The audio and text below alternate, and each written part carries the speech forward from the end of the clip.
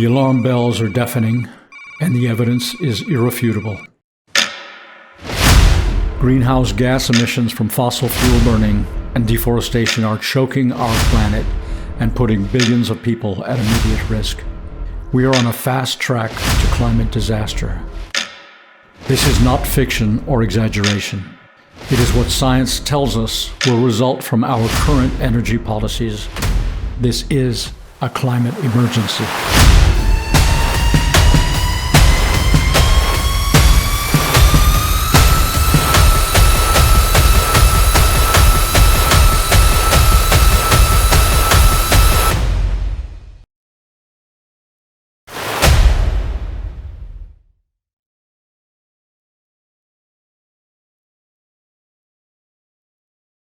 Good evening, everyone, and welcome to the second edition of our daily live reporting from COP27 in Sharm el-Sheikh, Egypt.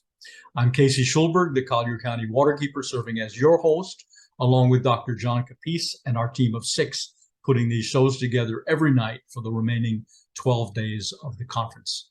Later in tonight's show, we have a discussion on loss and damage with my co-host, John Capice. And tonight's interview is with Earl Hartley, who is a member of the Abenaki tribe and longtime environmental activist and at-large board member with the Waterkeeper Alliance. As of this time last year, day 2, there was already a major agreement announced to curb deforestation. With 130 countries signing on to reverse deforestation by the end of the decade. We're not seeing agreements of that scale so far. There was one announcement today, which, though it does not rise to the importance of an agreement signed by 130 partner countries or parties, is nonetheless significant. Norwegian Prime Minister Jonas Gahr Store and U.S. Special Presidential Envoy for Climate Change John Kerry rolled out what they are calling the Green Shipping Challenge. Now, that may seem like a red Norwegian herring, but actually it's a big deal. The world shipping industry is gigantic, with some 90,000 marine vessels crawling nonstop across our 5 oceans and 7 seas before docking at various ports around the globe. In fact, if the global shipping industry were a country, it would be the 6th largest emitter of greenhouse gases in the world. Only the United States, China, Russia, India, and Japan put out more carbon dioxide than the world shipping industry. The funding for the Green Shipping Challenge from our side comes largely from the Infrastructure Act that would provide a $3 billion rebate and grant program administered by the EPA with funding for zero-emission port equipment and technology. In addition, as part of the deal, the Transportation Department, headed by Pete Buttigieg, found an additional $703 million to fund 41 projects in 22 states and 1 territory that will improve port facilities, making them more fuel efficient and reducing carbon emissions still further.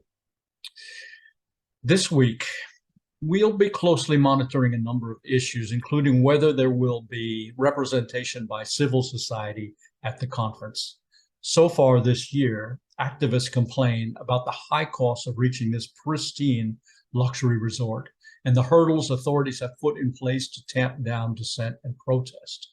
In response, prominent Egyptian-British activist Alaa Abdel Fattah, who is currently in jail and started a hunger strike last April, has stopped drinking water as of the first day of COP27. We wish Mr. Abdel Fattah strength and health as he embarks on this dangerous and courageous hunger strike. This is part and parcel of critical discussions of climate justice that will be a central thread of our progress and our programs over the next few weeks. They are also embedded in my discussions with John Capice on loss and damage and my interview with Earl Hartley, both coming up in just a minute. A case in point when talking about the disparity between those who cause climate change and those who disproportionately suffer from its effects is Pakistan. Pakistan contributes less than 1% of global warming fossil fuel emissions today, but this summer it suffered devastating rains made worse by climate change that flooded fully 1/3 of the country's territory. So what is loss and damage? Our co-host, Dr. John Capice, weighs in with some thoughts. So thanks for joining us, John. Want to talk about loss and damage. It's been a recurring theme and will be through this coming COP, partly driven by Egypt that would like to see it happen and other underdeveloped nations. In fact, some threatened not to come if it didn't get onto the agenda. There was a little bit of a victory to at least get it onto the agenda. So tell us what loss and damage is and give us your thoughts on whether or not this might happen this week. Well, there may be some conversation about it, but I don't see much hope for significant progress on the issue. We've been having, this is the 27th COP, and here we are still trying to get meaningful action on the mitigation side of the climate crisis. So moving on to loss and damage is beyond what we've been able to achieve thus far. So loss and damage is basically a liability compensation. It's the negative impacts of climate change that occurs despite or in the absence of mitigation and adaptation. So we need to talk about the responsibility of the greenhouse gas emitting nations, those countries that have traditionally emitted the vast majority of the greenhouse gases, and then the poor nations who are disproportionately suffering the consequences.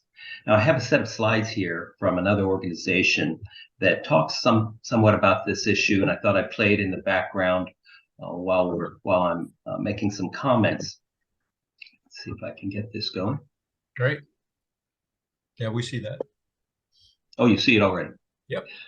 All right. Let me start the slideshow.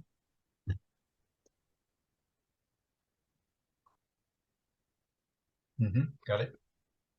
So as I mentioned, it's much like a lawsuit that might occur in our country, over the effects of cigarette advertising, deceptive advertising, or pesticide contamination of drinking water. There's all sorts of liability cases that go on in our country, and this is sort of elevating that to the international level, where this loss and damage is being treated as a legal obligation on the part of the developed nations or the underdeveloped nations. And our governments are largely made up of attorneys. So they recognize this, and they're quite fearful of even initiating a conversation on the topic. Even though they may be sympathetic to the issue at a certain level, they are fearful of the long-term implications financially. So it's estimated that currently loss and damage globally due to climate change is on the order of $300 to $600 billion a year. And whereas that may sound like a lot, you have to keep in mind that we had just in Southwest Florida, Hurricane Ian just a couple of months ago that inflicted approximately $70 billion of damage just in our one location. And we've got on the horizon the potential for another hurricane strike here in the coming week. So whereas 300 to $600 billion sounds like a lot, we had 10% of that just in Southwest Florida very recently. And these damages, the effects of climate change, are going to grow exponentially, as would in effect the liability. Now, where does loss and damage fit into the overall climate crisis set of challenges? When I look at the priorities associated with climate change, I see basically four areas. First is mitigation, and that's the halting of greenhouse gases from our current sources, power generation, agriculture, industrial production. And then also part of mitigation is the extraction and the elimination of the greenhouse gases already in the atmosphere, as well as the CO2 in the oceans. And then a second area of critical importance is energy expansion. We need to generate vastly more energy from net zero emission sources, and this additional energy will be necessary to address the other climate priorities. And one of these is resiliency and fortification, or the process of protecting our communities from these natural disasters that result from climate change. And then the fourth area priority is loss and damage compensation. So without mitigation, if we fail to fully address mitigation, basically all we're doing is delaying the time at which civilization finally meets its demise as a result of climate change. Therefore, the priority must always be on mitigation and energy expansion, which both of these benefit poor nations as well as the rich nations. Now, resiliency, loss, and damage, why do we need to even consider it? Well, one, it's a moral obligation. We have an obligation to limit and reduce human suffering wherever it occurs, whether it's from climate change or any other factor. Second, in the climate crisis, we run the risk of completely destabilizing the social order and destroying the infrastructure that's necessary to achieve the technological and industrial transformations that will mitigate climate change and hopefully solve the problem. So there's sort of a moralistic and then a hard reality aspect to the justification for loss and damage compensation. So while the majority of investment has to go to mitigation and energy expansion, we also have to set aside a percentage of the investment for loss and damage compensation. But think about the challenges of getting the more wealthy nations and the fossil fuel producing nations to compensate the more financially challenged nations. Think about how just a couple of years ago, our federal government refused to compensate states within the U.S. for their loss and damage incurred by climate-enhanced hurricanes, floods, and fires. And politics came into play. Basically, those states that weren't in political alignment with the president were excluded from this loss and damage compensation. So imagine trying to appeal to these same politicians and the voters who support them. Imagine how these politicians will react to requests to send hundreds of billions of dollars to other nations for relief for climate calamities when they won't even do it in our own nation. So I think the social stability argument is going to be the more successful. Appealing to them on a moral basis may have some impact, but at the end of the day, I wouldn't hold my breath on that one. Yeah, that's a good overview, John. I agree that on a security basis, maybe that argument can be made. Even our, the Pentagon should be, sensitized to the lack of stability that may arise if these countries are just driven to the point of desperation. So we're talking to countries all around the world. We've got work going on in Senegal and friends in Pakistan who suffered tremendous harm from from greenhouse gases, and they're not responsible for it. So I feel real sympathy and empathy with them. But it is a complicated paradigm and not one. And we have a pretty consequential election tomorrow. If it does not go as we hope, then it's going to be all the more difficult to get any of these issues over the finish line, or at least onto the discussion table. So we'll see how that goes. But thanks for giving us your thoughts on that, John. We're gonna get back into this issue during the week a couple of times, and we'll see how the conference is able to address this issue of social justice and the imbalances caused by climate change. So thanks very much for that recap, John. I really appreciate it. Sure. Aside from this nettlesome issue of loss and damage, this week we're going to make an effort to include the voices of the young. In fact, we'll be hosting a youth panel in tomorrow's program. We want to hear from those who come from less developed nations. On Wednesday, we will host 3 waterkeepers doing amazing work to stop offshore oil and gas drilling in Senegal. And we want to include voices from our friends and allies in indigenous communities. Our next guest, Earl Hartley, is a proud member of the Abenaki tribe, the Abenaki Nation. He is also co-founder of the LEAD Agency, a grassroots organization in Northwest Florida, where he served as its board president until 2003. The LEAD Agency is predominantly of Native American membership. Mr. Hartley has served as the Grand Riverkeeper, patrolling the Grand River and feeder streams of the Upper Grand River watershed. He was appointed by 2 Oklahoma governors, both Democrat and Republican, to serve on the Hazardous Waste Management Advisory Council for the Oklahoma Department of Environmental Quality in 2007. He was reappointed in 2009 and 2011. In fact, he just completed his final term in April of 2014. Since October 2007, Mr. Hartley served on the board of directors of the Oklahoma Sustainability Network from October 2017 to 2014, and currently serves on the steering committee for the Western Mining Action Network, including its Indigenous Caucus. In addition, Mr. Hartley previously served on the Regional Health Equity for EPA Region 6, which provides programs, initiatives of health and environmental health justice for Oklahoma, Texas, Arkansas, Louisiana, and New Mexico's low-income and peoples of color communities. Mr. Hartley was named the 2013 River Hero by the National River Network and Waterkeeper Alliance.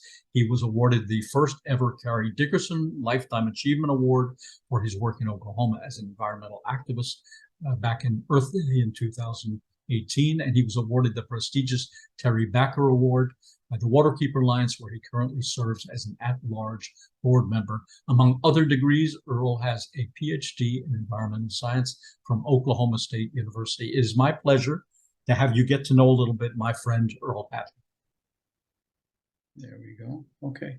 So, Earl, pleasure to have you with us. We've worked together for a little while, and we both serve on the climate change cohort for the Waterkeeper Alliance.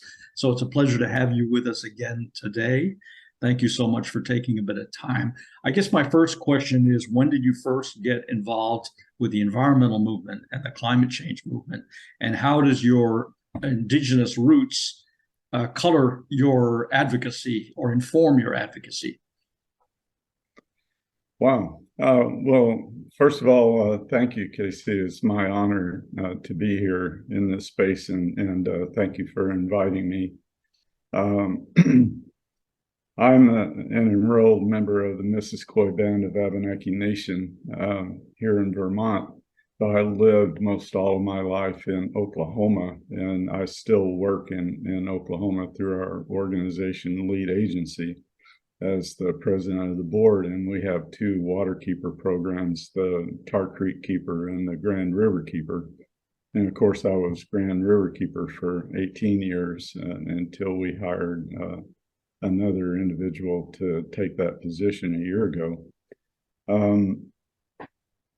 And that question you asked me, and I also say that my father was Cherokee and Shawnee, and so I lived most of my life with those peoples in Oklahoma and around the Cherokee reservation area. And so now I'm here in Vermont with my mother's peoples, the Abenakis.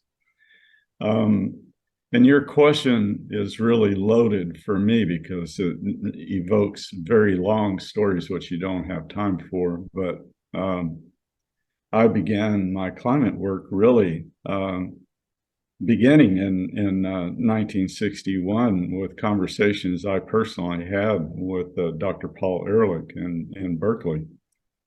And he's the one that actually convinced me and evoked a promise for me, which he and I shook hands over on the Berkeley campus back then. And I promised him, gave him my pledge that I would become I would dedicate my life to being an environmental organizer. And we were talking about the impacts of human beings on our planet at the time. And that was his book, The Population Bomb, which he was presenting on the Berkeley campus, and the reason I met him at the time. And so that was my familiarity. And then my vision quest 2 years later in Arkansas, where I was actually shown the time that we're in now. And I saw the climate problem. I saw what can happen with what is predicted with the tipping points. I saw that. I was given that vision. I saw it all. and I saw where we are today then. But at that point in my life, I knew nothing about climate change. I'd never heard those words.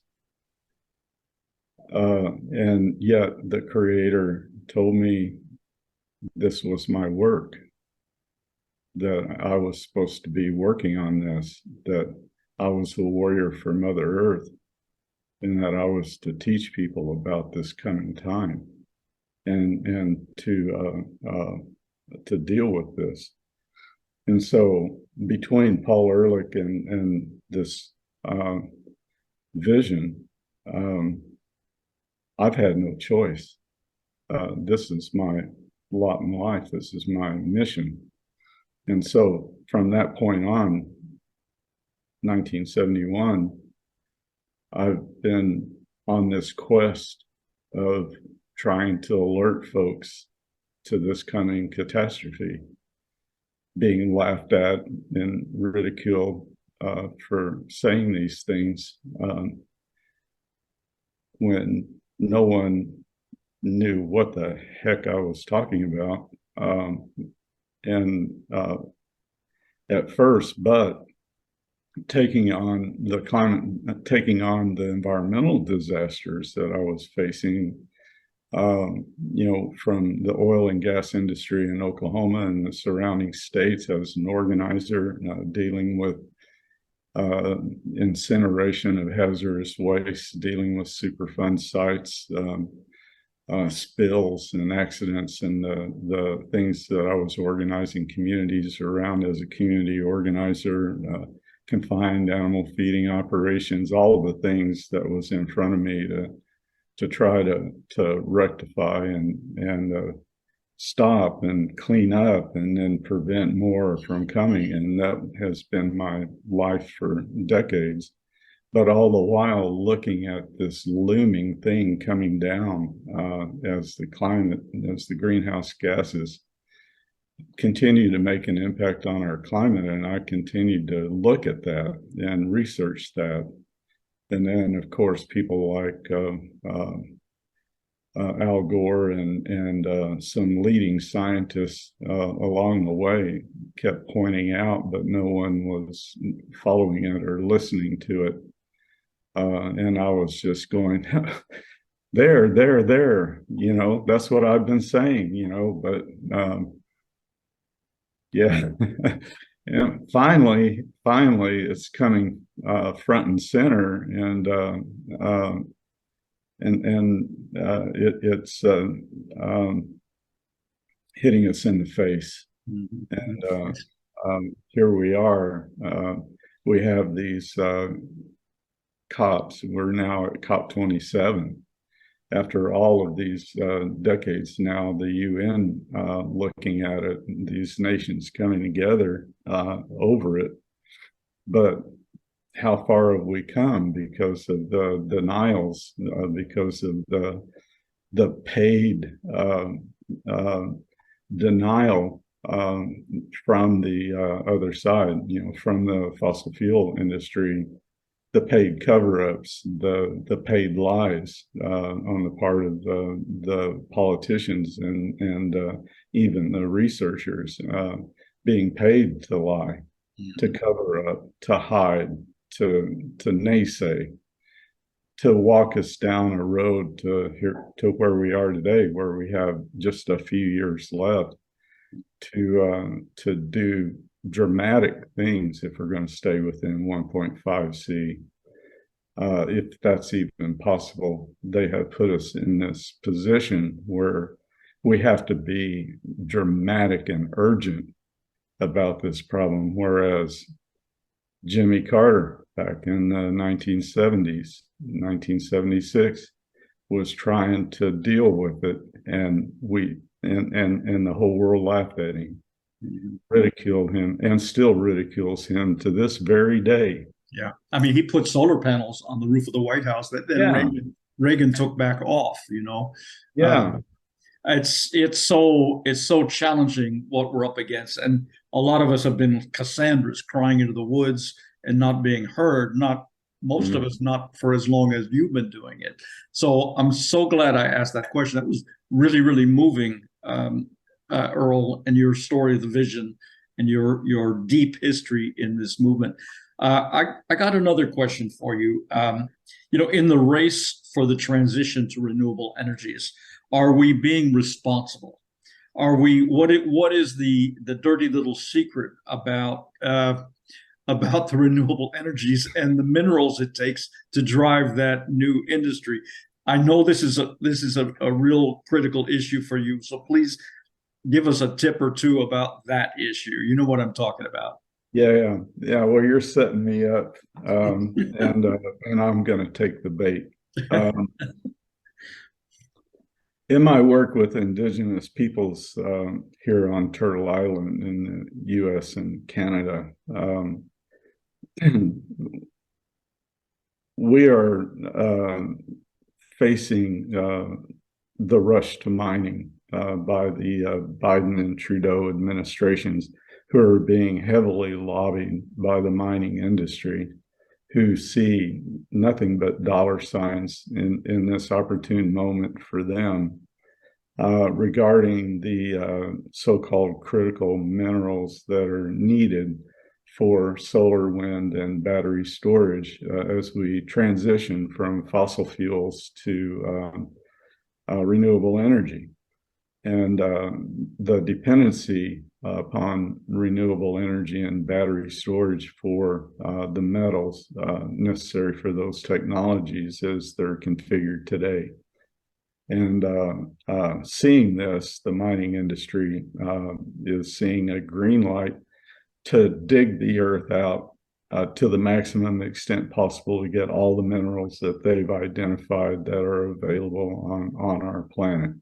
Just like the fossil fuel industry did when they saw that they were getting to the end point of their fuel, and then fracking became possible on a large scale, and they saw the green light to just frack it all out as quickly as possible while they had the attention of the governments, and the governments who were willing.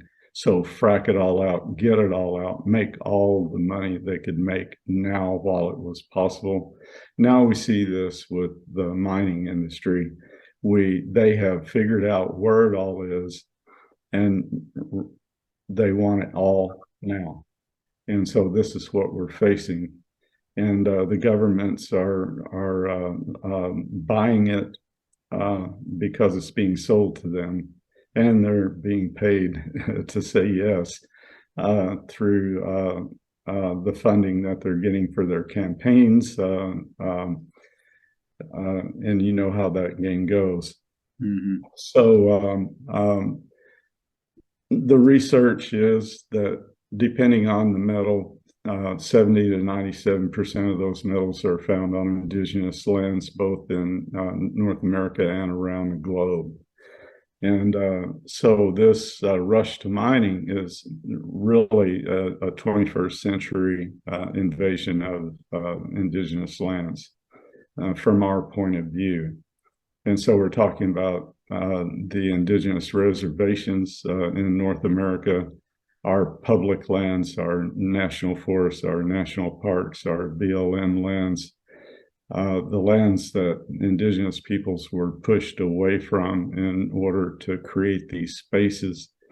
But they are the places of our sacred sites as well, like Bears Ears, for example, the Black Hills and so forth. And this is where they want to go to do all the mining. And so they're in a rush to stake this out and get the permits and fast track those permits, which the Biden administration and Trudeau administrations are amenable to doing, loosen the regulations and get at the ore. That's what's going on. And on the one hand, well, what we're seeing is the forked tongue of these administrations. On the one hand, the rush to mine, loosen the regulations, streamline the permitting, and then on the other hand, talk about environmental justice. Yeah, that's a little ironic or maybe hypocritical. So the message is, I mean, we have an expression because we're doing work with two Senegalese waterkeepers to try to keep offshore drilling from happening off the coast of Senegal. And our motto is leave it in the ground. So the same motto could be applied to minerals to fuel our renewable energies. So I guess the solution is to recycle the existing minerals. I mean, we're throwing solar panels out all the time and batteries all the time. So we must recycle those and conserve those rather than plundering new minerals to serve this industry. Would you agree with that? That's in part, yes, that's part of the solution. I would say there are several pieces to this. Conservation and energy use reduction together. Conservation, weatherization, the things that we need to do to not waste our energy, and energy use reduction, which is another means of not wasting our energy. The middle class and upper middle classes and the wealthy are wasting a lot of energy with their toys. How many cars, how many homes, how many yachts, how many big buildings lit up 24/7 do we actually really have to have? When you go back and look at the mining communities and the indigenous communities where all this ore is being dug up, and they don't get that energy. They don't benefit from any of this. What they get is the pollution and the destruction of their communities. And you can look at my community in Oklahoma, and I can show you mining is forever. And our communities are not getting cleaned up, and it's the taxpayers that cleans this up, not the mining companies. They leave. And then when they get tapped to come back and clean it up, they just declare Chapter 11, put an asterisk on their name, and they go do it again somewhere else. And that's what we've seen all over the country. They're not cleaning up their mess. And so that in my area in Oklahoma, we have the largest Superfund site in the country, and they're not cleaning it up. It's the taxpayers that's cleaning it up. And that's not happening anytime soon. 10 tribes where I live are not able to practice their culture because the entire area is so contaminated. And so that's what you're dealing with. And so let's stop the need for most of these mines. Maybe we'll need a few mines in the end, but not like dig it all up now. So let's reduce the need for most of these mines through conservation, energy use reduction, and mass transit. The answer is not, oh boy, now we're on electricity, it's business as usual, growth economy, everybody has 2 cars, on and on and on. That is not going to solve the climate crisis. We can't mine our way out of climate change. 26% of our greenhouse gases comes from mining, the transportation, and the processing and manufacturing related to solar, wind, and battery storage. So we can't mine our way out of climate change. Conservation, energy use reduction, and mass transit is the keys to reducing the need for this mining and reducing our greenhouse gases.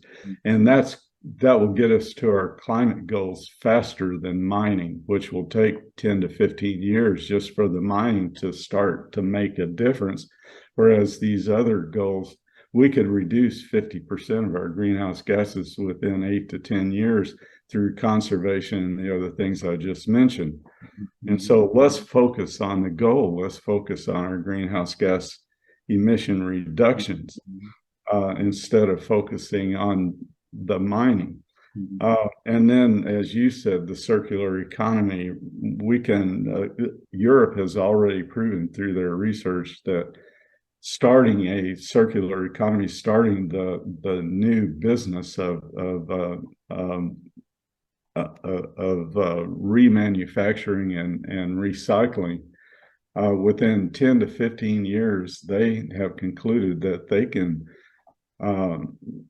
produce 25 to 50% of the metals needed for their renewable energy through recycling. And so if we could save 50% of our greenhouse gases through the conservation that I'm talking about, and recover 25 to 50% of the metals that we need from recycling, how many mines do we really need?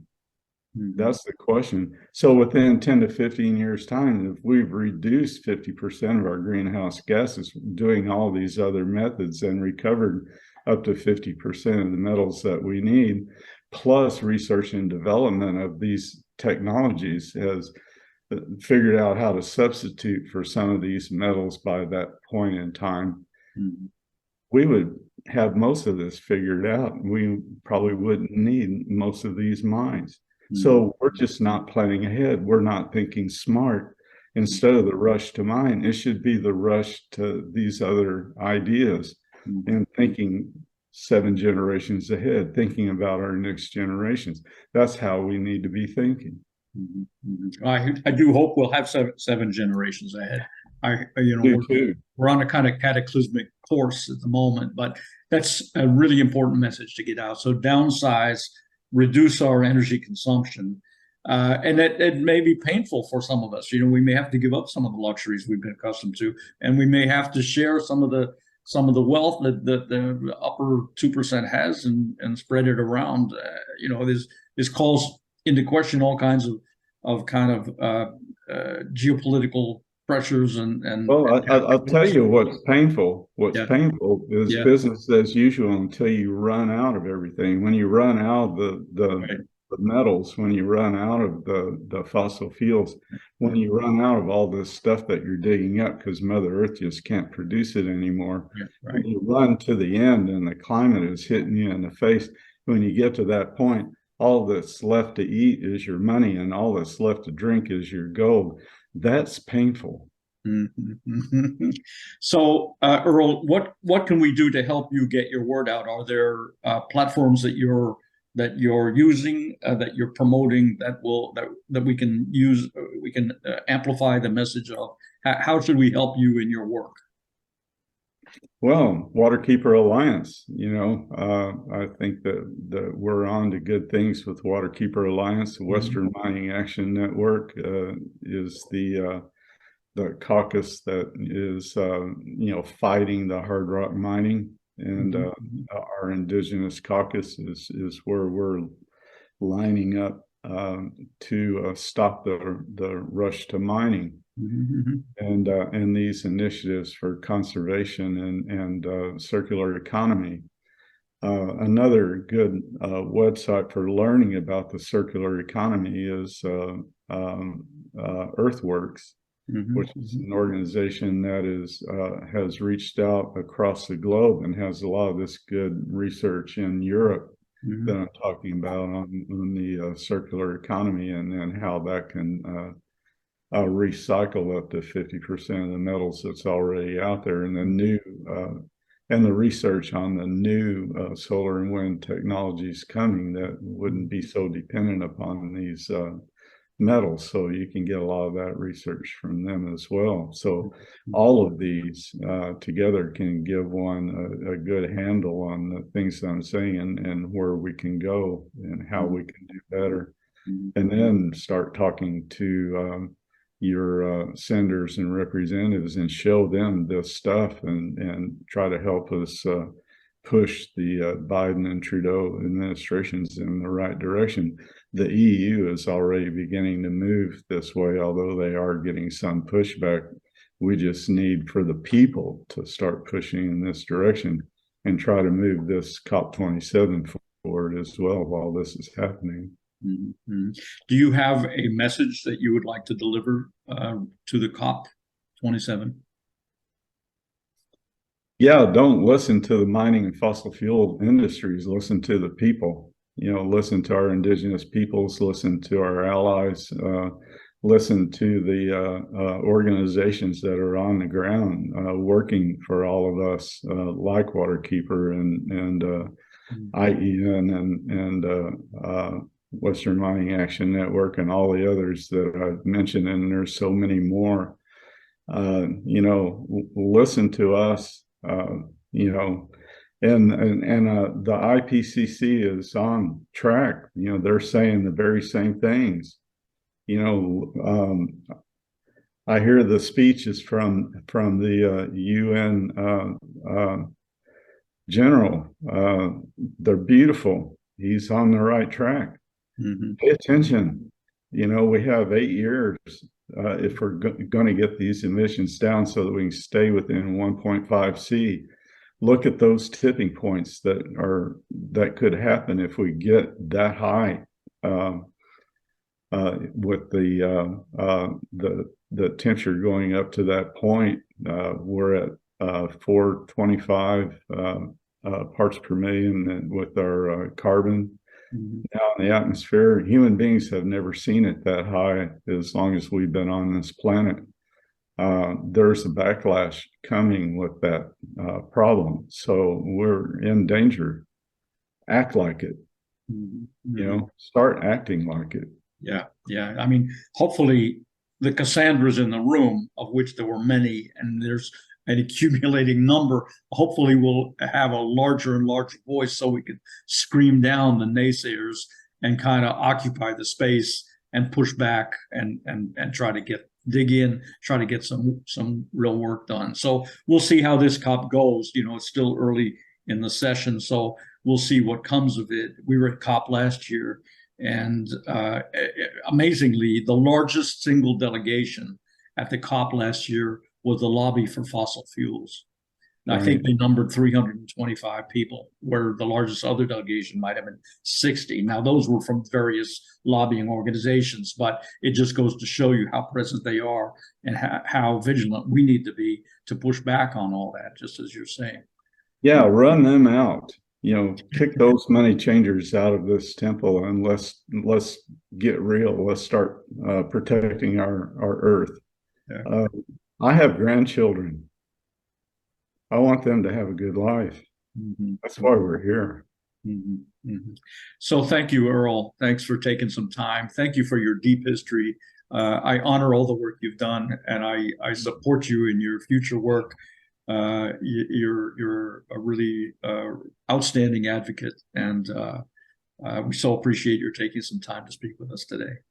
Well, thank you, Casey, and I can't thank you enough for what you're doing, and it really makes a difference. So thank you so much. All together.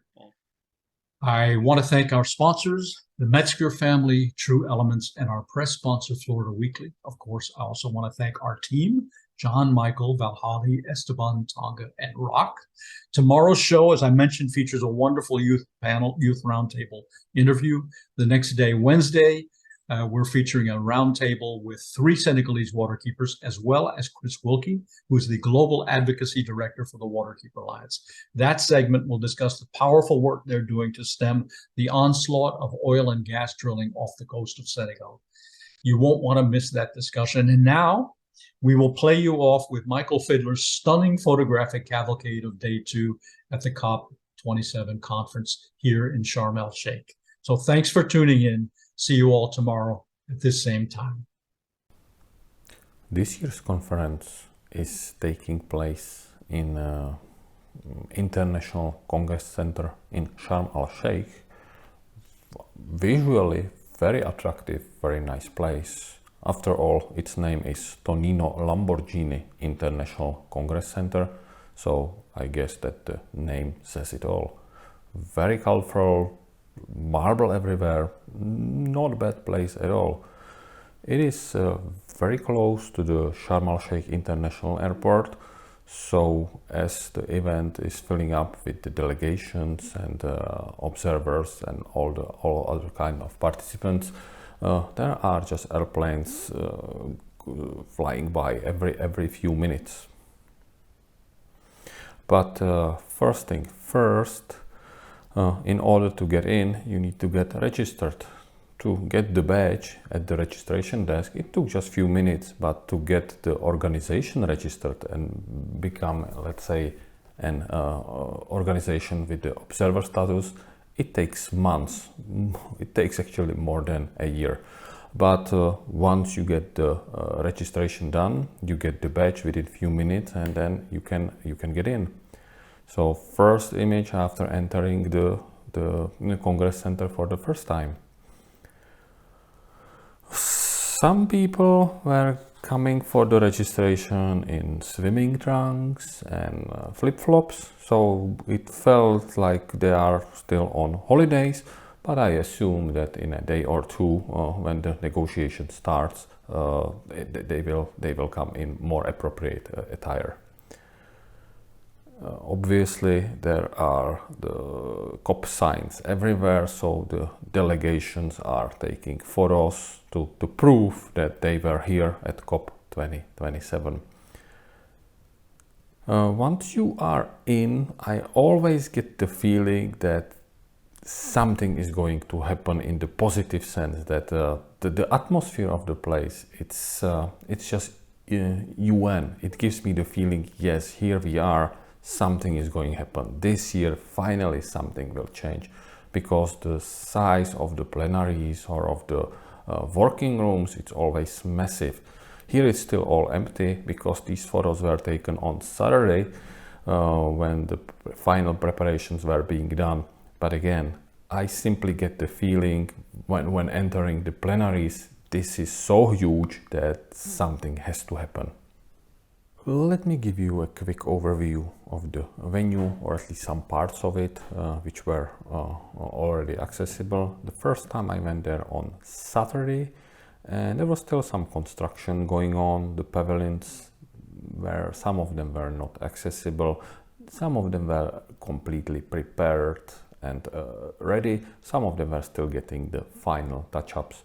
But the size of the pavilions is pretty huge, so there was a huge amount of work done to get the pavilions ready. Here will be a German pavilion, still with letters, but I think they were pretty much prepared.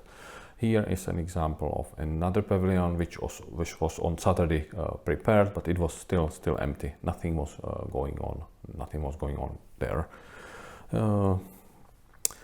Pavilion of Togo with a delegation of Togo. So, of course, a photo opportunity. Hey, here we are at COP27. So they asked me to take their photos. So of course I had to do that. Some of the photos taken there are very formal. So some of the pavilions are very formal. So here, Kingdom of Saudi Arabia, and very formal photos, very professional. Some of the pavilions were all done, they were all relaxed that they managed to prepare it, and they were just watching rugby. After all, watching it in 4K resolution, that's not bad at all. This would be one of the meeting rooms. It was prepared, so for the acoustic test there was some Arabic music being played, but it does not really matter whether you play, whatever you play there, the Arabic music was fine for testing purposes. I am originally from the Czech Republic, and the Czech Republic holds is the president of the European Union these 6 months. So the EU pavilion will be actually managed by the Czech Republic. So when I got there and saw it, I was just curious to see. And it turns out that there are some negotiation rooms, and they are named after the big Czech cities. One of the rooms being called Plzeň, which is where the beer comes from, the Pilsner beer, and where I come from. So after 5 minutes being at COP, I already felt like being at home. But here another example of some pavilions. We'll get more coverage from there as soon as they will open, which will probably happen on Tuesday or Wednesday. And this photo was taken already on Sunday, when some of the pavilions had a bit of a program. But to be honest, I would say that was maybe 5% of all the pavilions had something going on there. The rest was just empty. COP was formally opened on Sunday. This would be an image from the opening ceremony. And on Sunday then formally started the negotiations and discussions within the various working group and stakeholders and so on. Here would be an image from one of the working groups after their group discussions. Some of the workshops and plenaries are not accessible at all times. So sometimes the transmission needs to be watched online or on the COP27 TV.